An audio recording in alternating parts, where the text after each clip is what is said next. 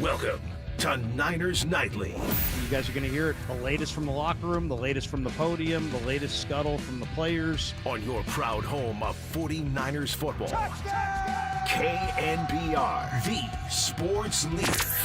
Your faithful fix with your host, Larry Krueger, begins. We'll take phone calls. We'll talk Niners for a full hour. Fired up. Really excited. Now. And welcome to Niners Nightly. Larry Krueger with you after the Monday night game goes to, or the Thursday night game goes to the New York Giants. How about that? The Eagles have dropped two in a row now. 34-17. New York beats the Eagles at MetLife, dropping the Eagles to 4-2. I believe it's only like the Eagles' third loss in the last 23 games. And they have now lost back-to-back. So good news. And then suddenly the NFC is starting to look wide open. Wide open. We're going to take some of your calls here. 808 KNBR is the phone number. We'll talk a little bit about this game, but definitely want to talk a little Niners with you. And I've got three. I thought we could go a little Thursday night trifecta. I've got three questions for you. 808 KNBR is the number. Here are my three Niner questions, kind of 3.5.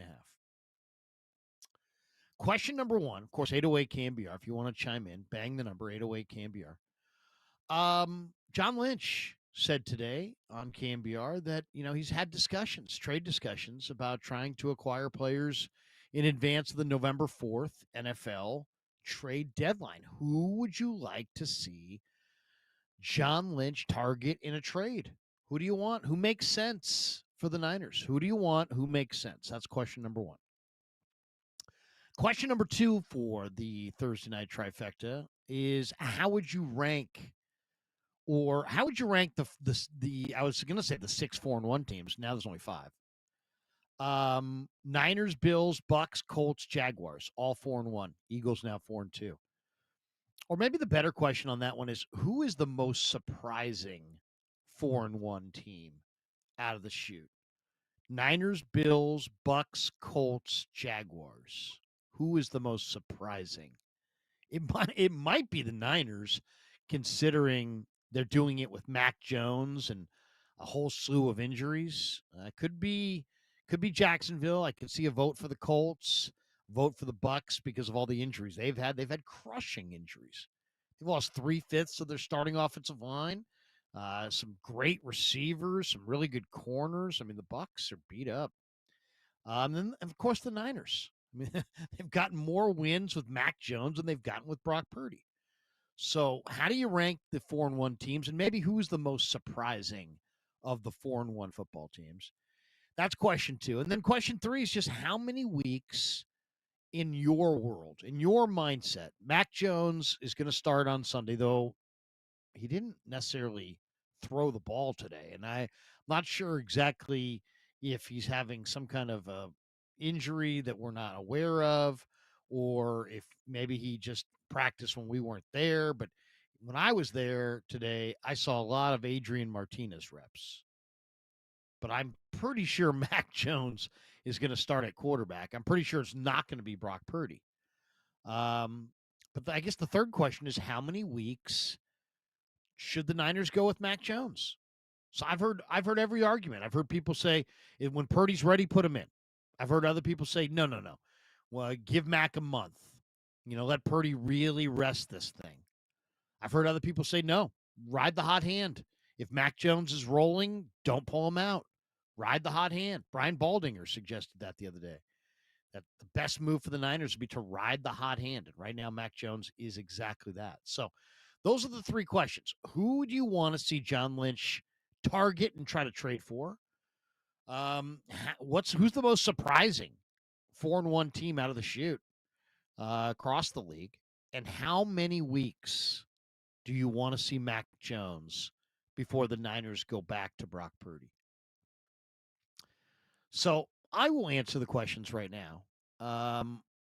As far as who I would like to see the Niners target in a trade, I mean, it would be amazing to get a Jeffrey Simmons. That would be incredible. He's in a lot of ways, Jeffrey Simmons is what the Niners were hoping they were getting with Javon Hargrave. Now, the downside of that is it's probably going to cost you. It's probably going to cost you something significant. But that would probably be the guy that I would think would have the biggest impact. You can line him up inside. You can line him up outside. He's in his prime. He is the closest you're going to find in this league to Chris Jones, to that dominant interior force. So that would probably be my first vote. Jeffrey Simmons. As far as if you're looking for a more realistic answer or somebody that's a lower price tag, I think Carl Granderson, who's from Sacramento. New Orleans is going nowhere. I thought he looked really good against the 49ers in the game in the Superdome. He's got a lot left. He's among the league leaders in sacks. He can burn the edge. To me, that's what they really miss. You might be able to find somebody to throw in there to play the run, but I don't know if you're going to get anybody to really heat up the quarterback off the edge. Those guys are hard to find, but Granderson can do that. So that would probably be, I would say, if you could get Jeffrey Simmons, who's an awesome defensive tackle, do it. Otherwise, I would say Carl Granderson. So those are the guys I would target. As far as the most surprising 4-1 team, I'll probably go. I guess I'd have to go with the Colts. I mean, why did the Bengals say goodbye to Lou Anarumo, by the way? Because he went to Indianapolis, and suddenly Indianapolis, his defense looks pretty good. So I'll go with the Colts. Daniel Jones is taking care of the football. I mean, that right there is an amazing story. It's just like an absolute, total turnaround from his New York Giants days. So I'll go New York. I'll go Indianapolis Colts with Danny Dimes at quarterback as the surprise 4-1 team out of the chute in my mind. And as far as how many weeks I want to see Mac Jones, I was really disappointed when I heard the Niners were not going to put Purdy on the IR, because I think that's exactly the time frame that they need to invest in Mac Jones. 4 games. Give Purdy a good month. A month off that toe, and then let's see what it looks like. Then let's see how he's feeling. I don't know if there's this one thing. It just seems like the worst thing that you could possibly do is play him for a week, sit him for 2, play him for a week, sit him for 2, play him for a week, sit him for 2. Because every time you're sitting him, that means that toe's gotten more inflamed. And there's more pain and more swelling and more, all the bad things that go along with any kind of toe malady. You're just kind of getting, there's more and more pain and more scar tissue. And I just think that it just seems like you're begging for almost a chronic type situation, which is the last thing you want. You do not want any kind of chronic toe situation to creep into Brock Purdy's career. So I would say I would have put him on the IR, because that would have forced him out for a month. And I think they didn't put him on the IR because I don't think he's progressing. Kyle said, he's progressing, but he's really competitive and he really wants to be out there. And he's watching Mac Jones potentially really take his job. And I know people would say, oh, come on, that's crazy. It's not crazy. Steve Young said it this morning or yesterday morning, whenever he was on with Murph and Markus, about how there's tension there, and it's not an easy situation, and there's awkwardness to the whole thing. Mac's out there doing the best he can do. It's less awkward because Brock is a great guy, so he's going to share all that he knows about the plan every time they're preparing. So he's going to help Mac prepare. But then it's awkward because there's only one quarterback. It's only one starting quarterback. And for this team, it's Brock Purdy, and he wants to be out there. And then it's football, and you're trying to show that you're tough and this and that. And how do you assert your leadership and show everybody that you're tough and you can play through pain? But this is a different deal. This is, toe pain is debilitating. It impacts your mechanics, which impacts your release point, which impacts your accuracy, which impacts your performance. So it's not as simple as just gut it out, get out there. Well, we saw that against Jacksonville. There were throws left high.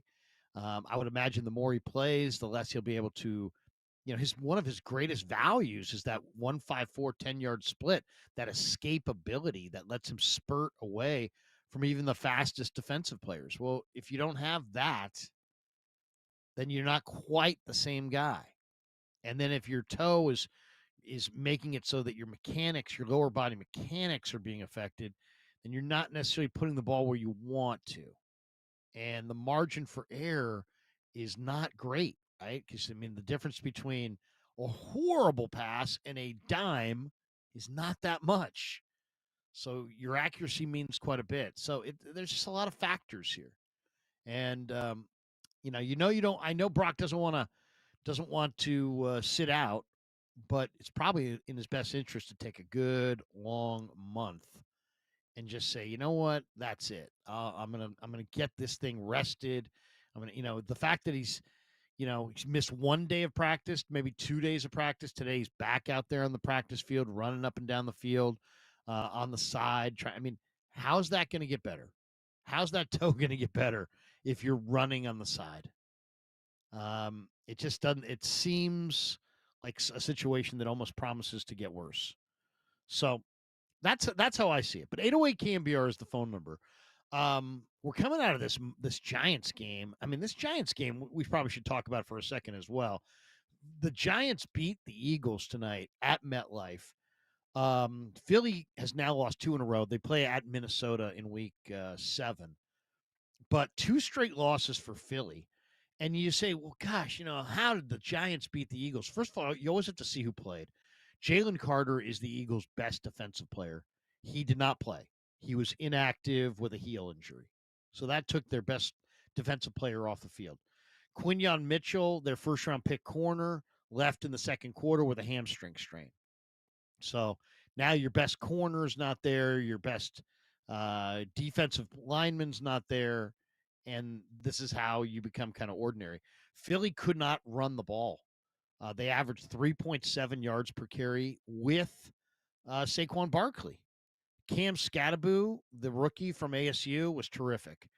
19 carries for 98 yards and 3 touchdowns for Skattebo. It's killing me, too, because he's on Murph's fantasy team, and we're going head-to-head in the KNBR League this weekend. So Murph got a big night out of Skattebo. It's going to be very tough to beat Murph in fantasy this week with Skattebo getting him 30 points for Skattebo. 98 yards rushing, 3 rushing touchdowns, 5-2 a carry, mix in 2 catches for 13 yards as well. So he was doing it all. And Skattebo looks really good. Now, before you sit there and go, Lynch blew it, he should have drafted Skattebo. I don't know. The Niners took Mikael Williams, they took Alfred Collins, they took Upton Stout, and then Skattebo went between when the Niners took Upton Stout, when the Niners took C.J. West, Upton Stout went to the Giants. So, the Niners needed that nickel corner. The nickel corner is so valuable. This is a team that has McCaffrey. It's Skattebo in the high third did not make a lot of sense, but he looks pretty good, and he was good tonight. 5-2 a carry, couple receptions, 21 total touches, over 100 combined yards and 3 touchdowns. So he looked really good. Philly won this game on third down tonight. They went New York won this game on third down tonight. Philly went 1 for 9 on third down conversions. 1 for 9. That is not getting it done. New York, by comparison, 11 for 16. Every time the Giants needed a first down, they ran the ball for it. They had like 14 first downs or something by rushing. And then turnovers. It's like the Niners beat the Rams, with Mac Jones, and they beat the great Matthew Stafford. How'd they do it? Well, they were +2 in turnovers. And that's the Niners lost the week before to Jacksonville. How did they lose? They were -4. I don't want to say the turnovers are everything, but it's a huge, huge factor in the NFL. And the New York Giants were +2. So, you only get 10 possessions in a game, let's say roughly, approximately 10 possessions. And if you're giving away 20% of your possessions in turnovers, it's hard to overcome that. And New York was +2. And then New York outrushed Philly by 99 yards. New York ran for 172 yards, 73 for Philadelphia. So it's amazing. Philadelphia's offensive line was like the toast of the league. And they started this year and they looked like this dominant team. Like they were easy, like they didn't miss a beat. They crushed Kansas City in the Super Bowl and they were just going to keep on rolling. And then you get into the meat and potatoes of the year and the Super Bowl hangover starts to have its effect. And just things go wrong. I mean, why, out of nowhere, their offensive line is considered to be the best in football. Suddenly, they can't run. Philly averaged 3.7 yards per carry. They can't run. They have Saquon Barkley and a running quarterback who you have to account for, and they still can't run. So that's a bizarre thing. They can't run. They're not putting a lot of heat on the opposing quarterback. Jackson Dart had a really nice night. And by the way, if you're the New York Giants, I think it's good for the NFL when certain teams are good. It's good for the NFL when Dallas is good. It's good for the NFL when the Niners are good. It's good for the NFL when the Raiders are good. And I think it's good for the NFL when a New York team is good. And the New York teams have been bad, really bad. But if you're a Giant fan, I mean, you got a nice defensive front. Now you got Jackson Dart at quarterback. Great pick there. And you got Cam Scatterboo at running back. And so you got those two kind of faces of your franchise. And obviously they just had a crushing injury to Malik Neighbors, who I've never seen anybody get hurt so bad as Malik Neighbors. He tore 3 ligaments. He tore like the PCL, the MCL, or the ACL, the MCL, the meniscus, and he tore his turf toe. I mean, that's like the worst. I've never seen anybody get so hurt on one play. So Malik Neighbors has got a long rehab, and he probably won't be back till the middle of next year. But for the New York Giants, I mean, Jackson Dart and Cam Scatterboo and this win, I mean, this is the kind of win that saves the job of Dable and Shane. Not that anybody out here cares, but I do think it's good for football if New York's relevant, if they're a relevant franchise. But the Giants look good. And every week you have to kind of reevaluate the 49ers schedule. At the beginning of the year, you're like, oh, they get to play these teams like the Colts. Now the Colts are good, and you look at some of the teams the Niners are playing, Houston looked terrible at the beginning of the year. Like, bring on Houston. Now Houston looks good. So it's who you get and when you get them that oftentimes impacts things. All right, 808 KNBR is the number. I've got some thoughts I want to share with you on today in 49er land. We have our 49er stat of the day that we will throw out to you as well, involving Mac Jones, Kendrick Bourne, and Jake Tonjes. But 808 KNBR is the phone number. How should John Lynch proceed? We got 3-4 weeks before the trade deadline. Who do you want? If you're a Niner fan, who gets this Niner team over the top? What's the trade that makes sense? It's easy to be just like, oh, get everybody. But what makes sense? Because you don't want to trade that first-round pick. I think that first-round pick in 26 has to be earmarked, and the Niners have to show some discipline on this. That's got to be a tackle. That's got to be the Trent Williams replacement. I don't think Lynch wants to trade that first-round pick.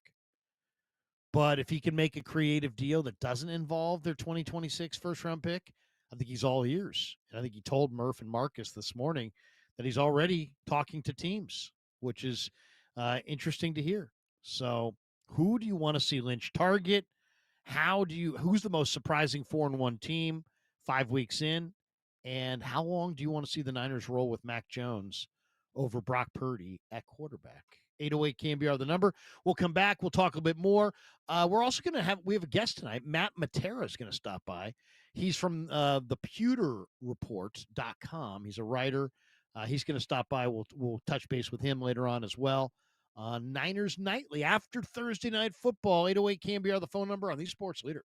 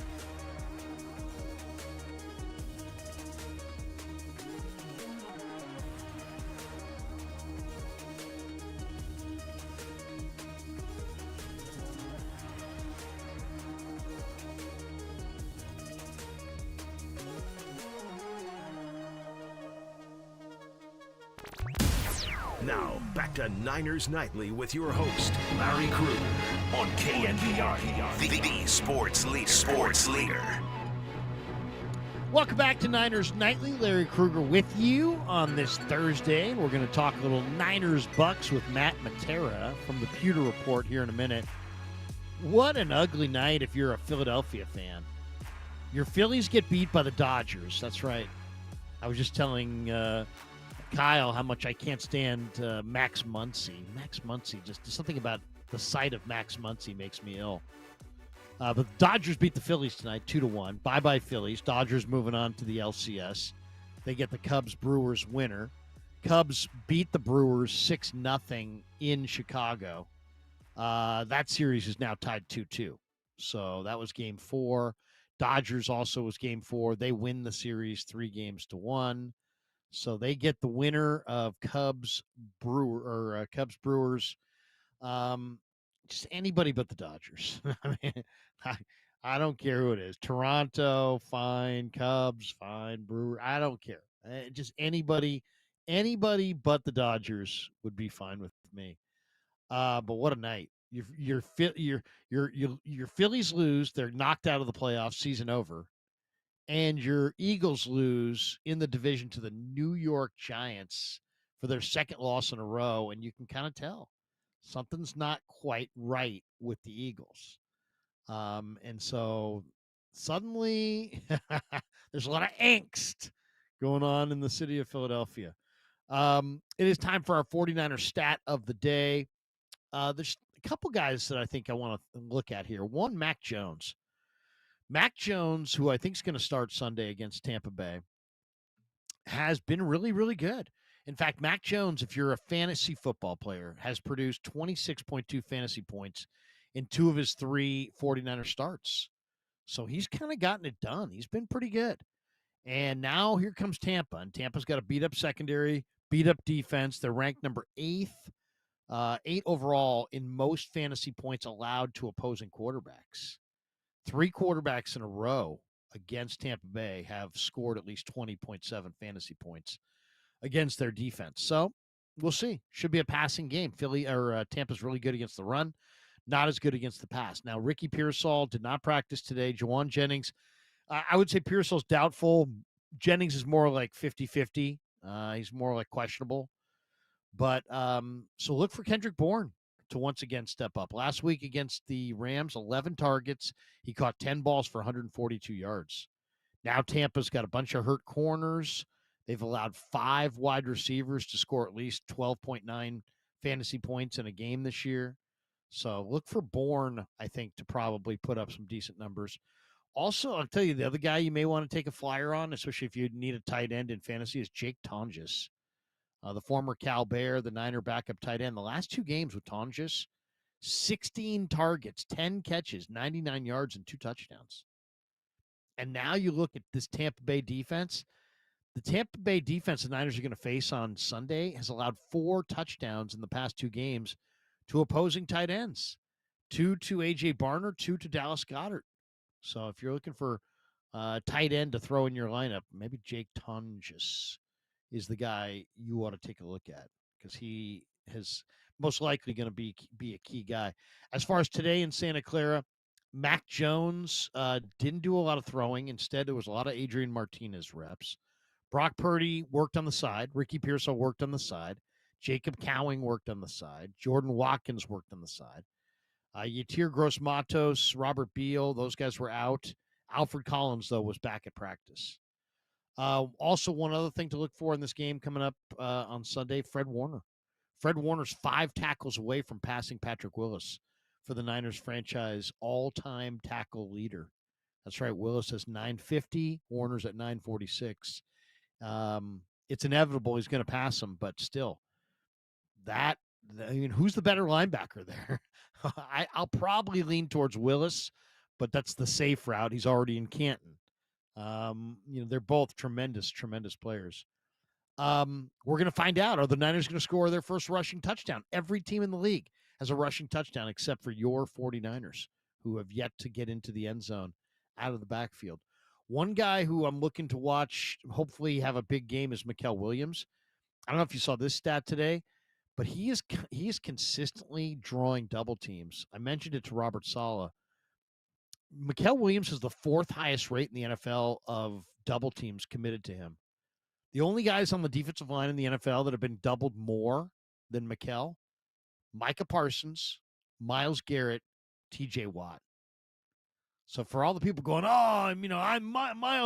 Mikael Williams isn't doing enough. Well, he's not sacking the quarterback. He's not making tons of tackles, but he is commanding double teams. He is absorbing blockers. He is keeping, offensive linemen from climbing to that second level and picking off Warner and Winters. So there's some real value in what he's contributing. All right, let's do this. Let's talk a little bit more about this matchup with Matt Matera, who's going to join us next as Niners Nightly rocks on a Thursday night on the Sports Leader.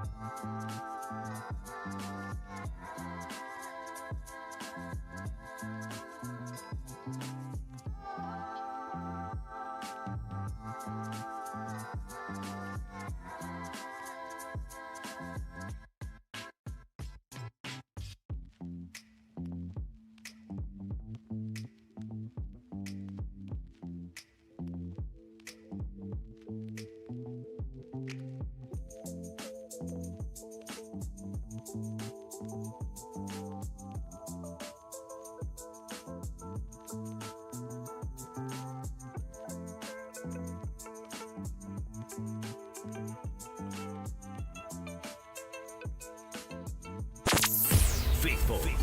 Niners Nightly with Larry Krueger now continues on your proud home of 49ers football. KNBR, the sports leader.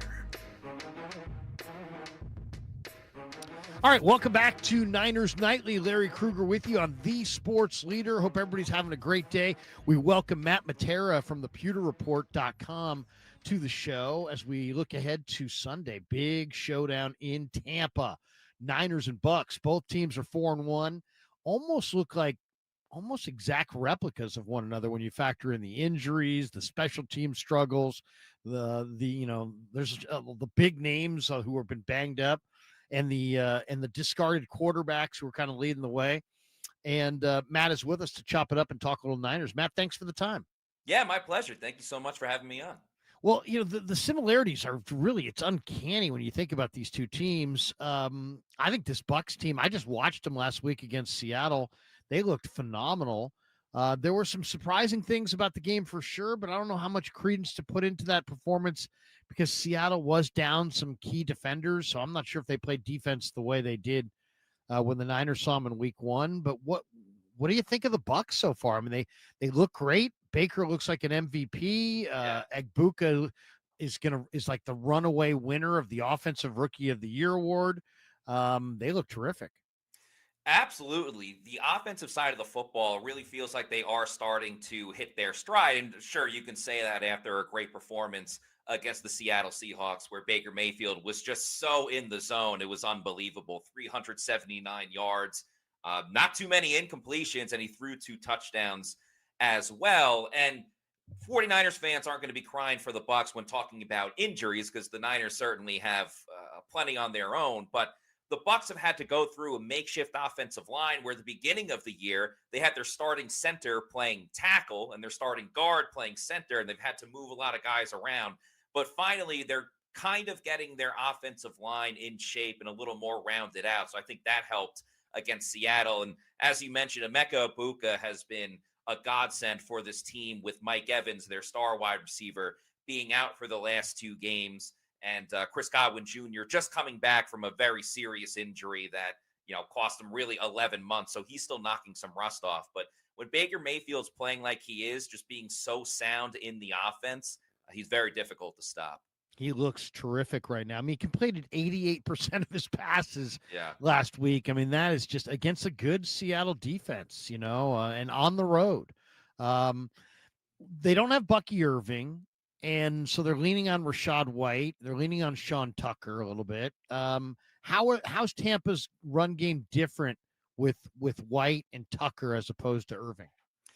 Yeah, so Bucky Irving obviously is smaller, but he's much more agile. He's able to make guys miss. You almost expect it at this point. He's able to make the first defender miss right away, and he has that big play ability of making a 5-yard run into a 25 to 35-yard run. He hits the hole immediately, and that's something that Rachaad White doesn't necessarily do as much. He sometimes dances a little bit too much.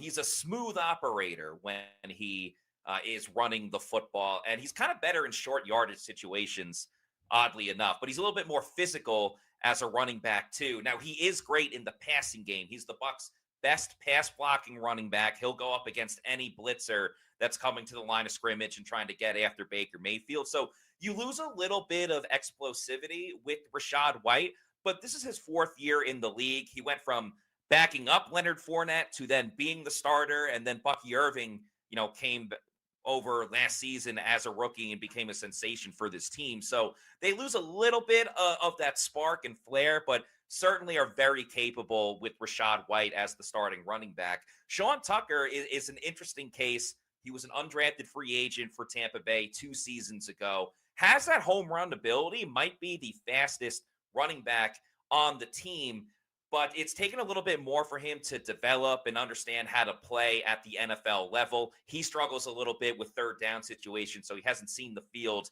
as much, but he does have the ability to make the big play. He did win NFC Offensive Player of the Week last season with a huge game. The Bucs didn't go with him that much. They really just rode Rachaad White the entire time. So they might try to do that again. If not, they'll sprinkle in Sean Tucker a little bit more. It's an incredible receiving core when healthy. I mean, Mike Evans is going to the Hall of Fame, but he didn't practice yesterday or today. He's got the hamstring. Godwin showed up on the injury list with a fibula injury, Yeah. which was a little bit of a surprise. He didn't practice yesterday or today either. Do you expect either of those guys to go, or are they just going to lean heavily on the rookie? Mike Evans won't be going in this game. It looks like next week the Bucks have a Monday night football game against the Detroit Lions, which will be a very fun one as well. That looks like where Mike Evans will make his return. He last played in week 3. Chris Godwin Jr. is an interesting one. Head coach Todd Bowles said during the week that he's just sore. He's probably sore that he just played 2 games in a row, again, after missing so much time. But the fact that he hasn't practiced the last 2 days, I think it's a 50-50 shot with him. They'll definitely be without Mike Evans. But the big thing for the Bucks is that they really built into their depth at wide receiver. Emeka Egbuka, of course, which a lot of people were surprised that they took him in the first round with all the needs that Tampa Bay had on the defensive side. They also drafted in the 7th round Tez Johnson out of Oregon, and he's a speedster, can make guys miss. He's good friends with Bucky Irving, so he learned a little bit from Bucky Irving as well. But they'll lean on Sterling Shepard and Tez Johnson if they need to, of course, with Emeka Egbuka leading the way. The Bucks, I mean, Jason liked to really hit on both those guys. I mean, and they were both tough evaluations. I mean, Egbuka was such a great player at Ohio State, but he was always thought to be kind of a complementary piece to better receivers. I don't know that he was a first-round draft choice. How many first-round draft choices weren't the best receiver on their college team ever? And that's this guy. But he might be the best rookie wide receiver we've seen in the last quarter century. I mean, you might have to go back to Randy Moss the last time we've seen a rookie receiver this good. And watching the All-22, I mean, this is a veteran player. I mean, this guy's a rookie, but he looks like a veteran. A lot of hesitation moves and subtle moves, and he's great. I mean, I don't know any other way to say it. I mean, this is just a truly great player. This is not just the best rookie receiver. This is the best rookie receiver in a long time. And this might be one of the best receivers, period, in the league, rookies or otherwise. Talk to us about Egbuka and then Tez. Tez ran a slow 40. Some people took him off their board altogether because he was sub 160 pounds, and basically found a way to utilize both these guys, and they've both been almost uncoverable. So what do you make of it?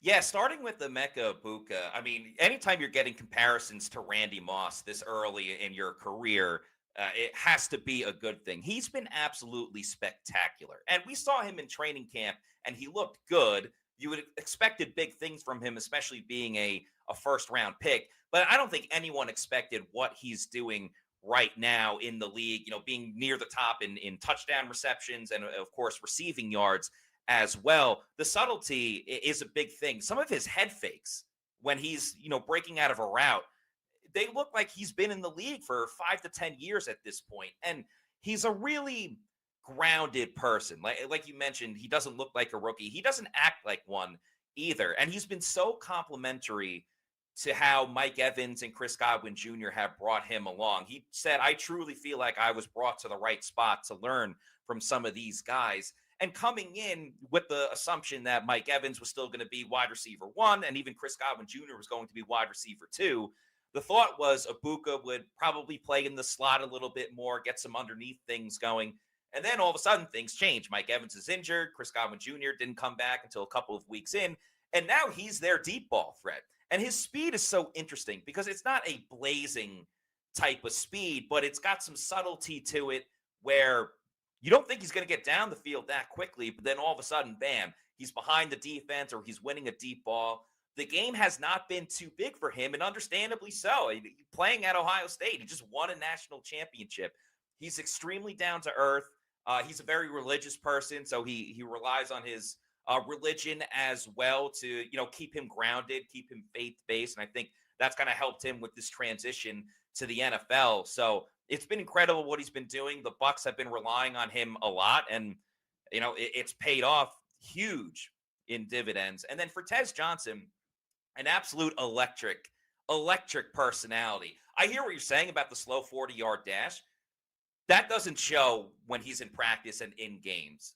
When he finally has the equipment on and everything else like that, he's able to really show what he can bring to this team. And he's a confident and cocky dude, but it doesn't go over the line too much. Like, I remember he came into Tampa after he got drafted. We're having a press conference with him, and we were talking about his punt returning ability. He goes, by the way, that's my job. And like, for a 7th round pick rookie to immediately say, yep, that's my job. Now, he didn't win the punt return job, but last week was really the first week in their game against Seattle where he started to make more of an impact as an actual receiver. He's a fun locker room guy, super outgoing, a great interview, and I think just meshes well with the locker room with some of the other guys that they have. Right. Jason liked whoever his contact is at Oregon. He's got to make sure he tips that guy well, because, I mean, Bucky Irving and Tez Johnson in back-to-back drafts, and neither guy was necessarily celebrated on draft day.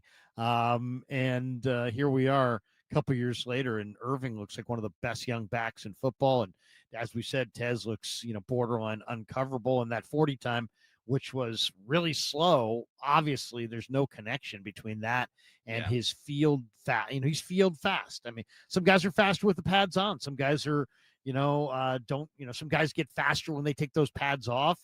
Not everybody, though. And this guy does carry his pads well. He was great at Oregon. He's great now.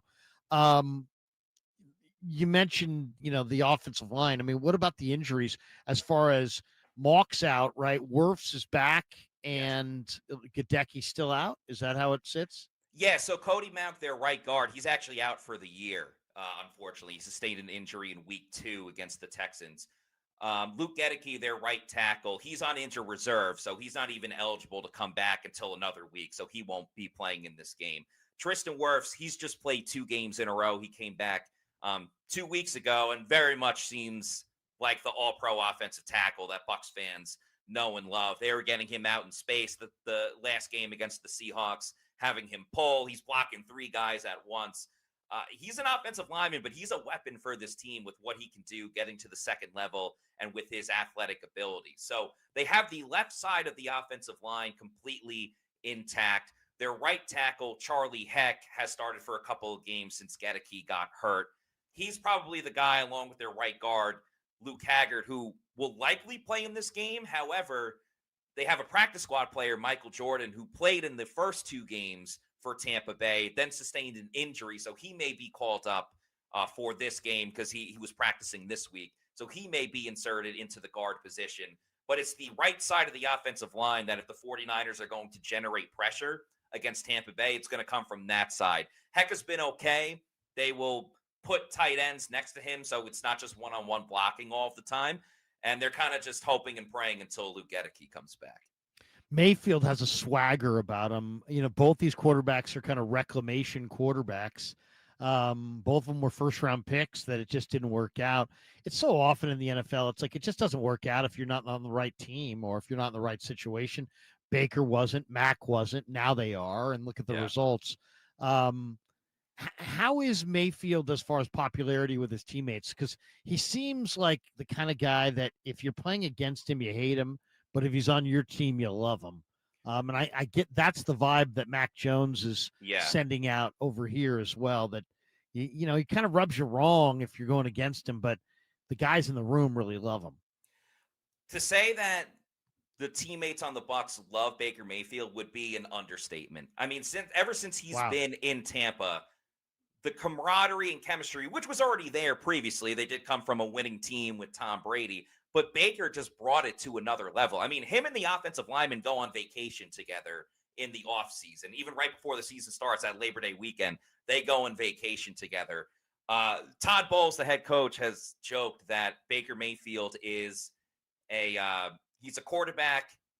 He's in a quarterback's body, with an offensive lineman's mindset. I mean, Baker just puts everything on the line. He tries to will his team to victory. So the offensive linemen love blocking for him. He's got a great relationship with Mike Evans and Chris Godwin Jr. And when Emeka Egbuka got drafted, Baker Mayfield invited him out to, I believe it was a lunch, invited all of Emeka Egbuka's family to have lunch with Baker and his wife and his family and a couple of teammates as well. Immediately, bringing people into the family. He's helped establish a great culture with this team. The community loves Baker Mayfield. And it's crazy to say, but if Baker ever brings a championship back to Tampa, he will be the greatest quarterback in Bucs history. I know it's not, it's not exactly Montana and Young, but with Brady playing there, I'm telling you, all the records will eventually go to Baker Mayfield, and this community is obsessed with him. He started a charity and a foundation in Tampa, and it just rings everywhere from the fans, the front office, the coaches, and certainly his teammates as well. There's some big names there. Doug Williams was a great player there. Yeah. I think of obviously Brady. You think of Brad Johnson went to the Super Bowl there with the 2002 Bucs, which were an awesome defensive team, one of the greatest defensive teams in the history of the league. That's interesting. He is he's a gunslinger. He's more mobile than you think. He's got a little bit of a low trajectory, so you can sometimes bat a pass or two out of the air. And he sometimes will try to squeeze it in tight windows, and sometimes he'll throw you a pick or so, but man, he's not doing that this year, and he looks phenomenal. And he's the ultimate gamer. He throws a great ball. He's got great big hands. He's got great velocity on the ball. Let's talk about the Bucs on the defensive side of the ball, because I think this last game was interesting. I watched a lot of Tampa 38-35 over Seattle in Seattle. And defensively, I mean, JSN did what he wanted. I mean, it was like, they couldn't stop JSN. He was all over the place, and they really didn't stop the run. And, I was asking Shanahan about their run game, and he's, about their run D, I should say. And he said, it's really tough, but they gave up 6 a carry to Seattle. So what happened last week? I mean, Vita Vea is a monster in the middle. Levante David's been great for years. It's a good run D, right? It's a really good run D, the best in some statistical categories, but they got gashed last week. What happened? That definitely came as a surprise, because the Bucs traditionally under Todd Bowles typically have a, top 5 run stopping defense. But I agree with you. Seattle found something that worked against them. I think they started to cut it to the outside a little bit more with Kenneth Walker, where other teams still tried to run in between the tackles, which is, to me, kind of crazy with Vita Vea right there in the middle. So what they tried to do a little bit more is try to get the linebackers going side to side instead of just kind of straight through the A or the B gap. And the Bucs right now have some struggles with their inside linebackers. Servassier Dennis is a third-year player, but it's his first year starting. The moments looked a little too big for him.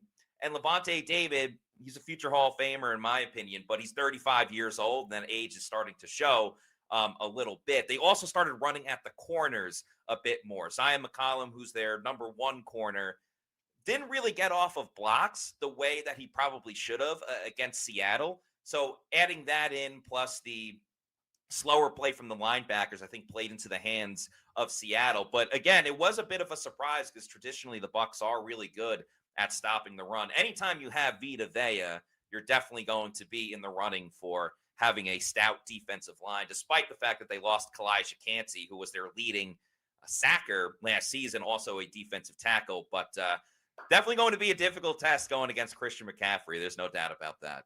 Yeah, I mean, if there's one advantage the Niners may have, it's the Bucs have struggled to cover running backs out of the backfield, and here comes Christian, who's probably the best. I mean, as far as receiving out of the backfield, and really he's been more impactful as a receiver this year than he has been as a runner. The Niners have struggled to run the football, but man, he is a weapon in the pass game. That one's interesting. The other one, tight ends the last couple of weeks. Barner got a couple scores. Goddard got a couple scores. How do you look at the Bucs as far as their ability to defend the tight end? Kittle won't be back for this game. Yeah. But Tonjes has been playing pretty well. Yeah, he looked good in that Thursday night game against the Rams. This was a gigantic issue for Tampa Bay last season. They could not stop the tight ends, and they allowed a lot of big plays over the middle. And the thought was they had a different inside linebacker next to Levante David. It was KJ Britt. And Britt was physical, but he was a little slow and prodding, where Servassier Dennis, who they have now, is a little bit quicker and can defend the pass better. He hasn't defended the pass that much better, at least compared to the billing of what everybody saw in training camp and what was expected of him. And I think teams have been taking advantage of Tampa Bay in that aspect of it where, yes, Jackson Smith and Jigba did beat Tampa Bay deep.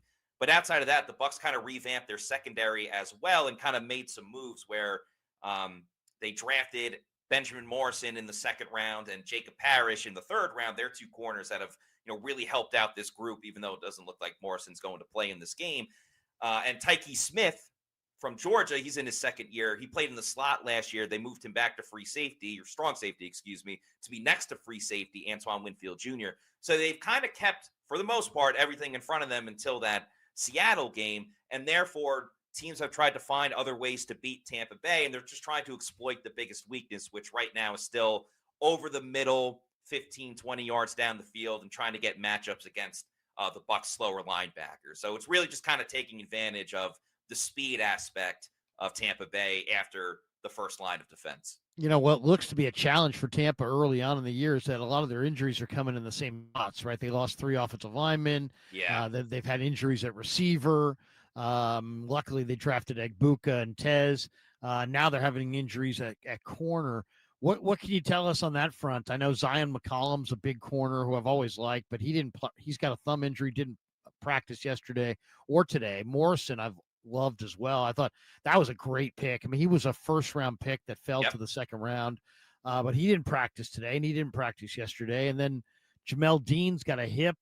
He was limited earlier this week. What is their situation at corner? Are they going to be leaning on their backup corners in this game? Yeah, so they're dropping like flies. Morrison did not play last game, and neither did Jamel Dean. The crazy thing with Zion McCollum is that this thumb injury, he got a procedure the week before, but was still able to play in the game against Seattle. But right now, it's a pain tolerance thing for him. So McCollum has a chance to play based on the fact that they'll probably just take this as close down to the wire as they possibly can. Dean, it does look like he is going to play, but Morrison is going to be out. But it still causes some issues for Tampa Bay. If 2 of those 3 can't play, what likely they will have to do is take their slot corner, Jacob Parrish, and move him to the outside. So let's say Dean does play. You'll have Dean on one side at outside corner. They'll put Jacob Parrish on the other side at outside corner. And then, depending on who's available, they have another safety, Christian Izien, who can play in the slot. Either Izien will play in the slot, or they'll move Parrish back to the slot on like third down or whenever it's a certain package that kind of calls for extra DBs to get into that nickel defense. And their other backup is Kindle Vildor, who's more of a special teams guy than necessarily an outside corner. Tampa Bay also has Bryce Hall, who formerly was with the New York Jets. He was on the team last year, suffered a pretty bad season-ending injury in week 1 of last year, re-signed with the team this season, and he's been on Tampa Bay's practice squad. So there's a chance that he gets called up and could play outside corner as well. But it's a little dicey if they have to keep moving guys around because that leads to miscommunication and things like that. But it does look like Dean will play. If McCollum plays, he hasn't taken the ball away just yet, but he's going to have a cast on his hand, and it might be difficult. So whoever's playing the other side opposite Dean is probably where the 49ers would like to exploit the most besides going after the linebackers. Let's talk about Bowles' defense. It's a 3-4 defense. They're 11th in total D, but they're 23rd in points allowed, which tells me that they're not really getting it done in the red zone. What's been the issue in the red zone? I mean, I know there's had been some injuries. They lost Kalijah Cansey. Cansey's an awesome talent for sure. Now they're having injuries in the secondary, but what has been their issue in the red zone on the defensive side of the ball? I don't even know if it's as much as the red zone as just not being able to get to the quarterback has been a bit of an issue for them. Todd Bowles loves to call blitzes. He loves to manufacture pressure because honestly, the Bucs haven't really been able to get home with a 4-man pass rush up front. It's been quite disappointing seeing Yaya Diaby and Hassan Reddick, who they signed in this offseason. Reddick has 1 sack. It happened in the first game of the season. He hasn't gotten to the quarterback just yet. And it's a little bit of close but no cigar with Yaya Diaby. So when they need to get off the field in kind of these big situations, they haven't been able to generate that type of pressure on the quarterback that they would like to. And so they're giving the quarterback a little bit more time to throw. Sometimes there's been a lack of communication on the back end as well because you have some different moving parts. Tyke Smith playing back at strong safety versus in the slot a season ago. So Bowles will blitz and dial up Antoine Winfield Jr. to get after the quarterback. He loves doing that. But when they're not able to get home with a 4-man pass rush, it kind of opens the door for a lot of things for the opponent. And I think that's kind of trickled down to the red zone too. Does he have any trends that you could share with us on his blitzes? Vita Vea, by the way, we're 5 games in. Vita Vea is the Bucs' leading sack man. I mean, that's right there shocking. He's got 2. But I mean, the Niners are kind of the same on the same front. They've lost Bosa. They're not getting to the quarterback. Huff is their leader. He's got 3. Bosa's he's had 2 and then he went out. So in a lot of ways, these teams mirror each other in a lot of different ways. Yeah, they certainly are. And the Bucs, up until the Seattle game, they only had 2 turnovers. Now they forced another 2 in that game, but it's kind of been feast or famine when it comes to taking the football away. I mean, last year they only had 7 interceptions in the entire season, which is almost unheard of. Now, Bowles is very blitz heavy when you talk about trends and stuff like that. He kind of likes blitzing early on 1st and 2nd down. He likes run blitzing to kind of set up those 3rd and longs. He's always going to try to force the quarterback to get rid of the football early on, and that's why you saw Bijan Robinson from the Falcons and Chubb from the Texans kind of take advantage of Tampa Bay early on. They've had some slow starts, too, defensively. A lot of teams have been able to drive right down the field. So they'll run blitz early, and then they've kind of found the bread and butter blitzing off of the offensive line's left side. Now, I don't know if you want to do that with Trent Williams, but they'll kind of do something where they'll bring the nickel corner and a safety. Like they'll have Parrish and Winfield both blitz off of the right side of the defense, the left side of the offensive line.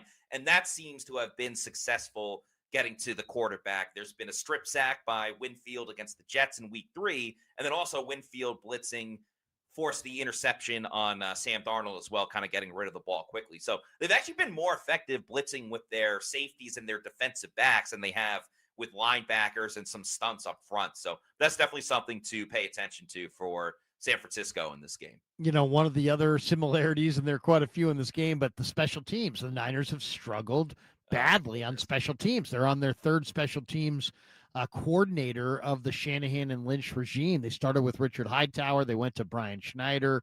And now they've got Brant Boyer, and it seems like it doesn't matter. It seems like it really doesn't matter. Now they like their kicker. They've got a veteran kicker in Eddie Pinheiro that's taken over for Jake Moody, and he's 11 for 11, and they feel good. In a lot of ways, these teams are the same, right? Because the Bucs like their kicker, except their special teams unit is one of the lowest rated in the league. What has been their issue on special teams? Oh, it's like a whack-a-mole. You know, there's one problem, they fix it, then another problem arises. The only constant, there's been 2 constants actually. Chase McLaughlin, who people call Chase Money McLaughlin, Chase Bank. He actually struggled early in the season, missed an extra point and missed the field goal. That was a little bit of drama, but he's back to normal. He's hitting game-winning kicks. He's hitting from far out. Their other punt returner, Cameron Johnson, has been electric this season. He's been able to provide some sparks for this team. So those are the only 2 things going right for Tampa Bay on special teams. Punting has been an absolute nightmare. They've gotten blocked several times right now against the Texans in week 2. Then they had a kick blocked in week 3, and then they had a kick blocked against the Eagles in week 4 that went for a touchdown. Their punter, Riley Dixon, he's been around the league for a while, has a very slow delivery, so it gives teams more time to get after the punter. And then blocking up front, they just forgotten to block the guy right next to the long snapper. So these blocks have come from right up the middle. Now, last game, they finally corrected it, and they kept another player back to help with a little extra protection. And Riley Dixon had a good punt that went down to the 1-yard line. Now, Seattle went and drove 99 yards down the field and scored a touchdown. But you're thinking, all right, they finally got the punting issue corrected. Now, all of a sudden, they can't cover on their kickoffs. Seattle had about 3 or 4 kickoffs that went to around midfield. When you're allowing the opponent to start at midfield every single drive, it's no wonder why they allowed 35 points. They have so many little issues that continue to build up, and as soon as they focus and correct one, another one pops up. So it's been a little bit of a nightmare on special teams this year. Some good, but a lot of bad. Last one for you. You know, I watched some of the, I watched the all 22 of the last game, and then I watched the condensed version of the Bucks games on the NFL Plus. If I was saying most underrated player on this team, I'd probably go with Cade Otton. I really like Otton, the tight end. I just think he can do a lot of things. He's more of a threat in the red zone than you think. He's just a little bit better at every phase of the game than you would think. And I just think every time I look around, he comes up with big plays. If I said to you, and you're covering this team and you're seeing this much closer than I am, who would you have as the underrated Buccaneer that we should keep our eyes on in this game on Sunday? I think Kadon's a good answer because he's Mr. Do-It-All. He's been blocking a lot more this season because of the makeshift offensive line, but he plays 97% of the offensive snaps. So he's always out there. He's always doing his thing. And last game was his biggest breakout game as far as a receiver goes. So that's a good answer there. I would say Sterling Shepard. And it's not exactly everything on the field, but it's off the field as well. He's such a great mentor to this team, showing the young players how to get ready for each game, how to prepare the right way, maybe giving them some advice about how to make it in the league that Mike Evans and Chris Godwin Jr. can't give because, they've been studs pretty much since the beginning. So he's great with overall advice. He's a maniac on the field. I mean that in a good way. He's the ultimate hype man, hyping everybody up, going absolutely crazy. He obviously has great chemistry with Baker Mayfield because they were teammates at Oklahoma. And he stepped up big when Tampa Bay has needed him. He's physical. He's willing to do the dirty work, blocking in the run game when it's called upon for a wide receiver. He scored a big touchdown against Seattle last week. He had a big 20-yard catch when they beat the New York Jets to set up the game-winning field goal in that game. He does all the little dirty work behind the scenes and has helped make this team better, especially when other guys have been out. So he's been really important to this group. He's got great ball skills. I mean, this guy can really catch the ball. I mean, if it comes down to like you gotta have it, and Baker's going to make a pass play, it's like if he throws it to Sterling Shepard, he's going to catch it. I mean, he's going to catch it. He has tremendous hands. He doesn't have great separation ability anymore, and he's not quite the athlete he was when he came out of college. But man, I mean, if this guy can catch it, he can catch it in a crowd. He can catch it in a crowd and hold on and take a hit. I mean, he is. You're not going to dislodge it. I mean, he's very true as when it comes to catching the football.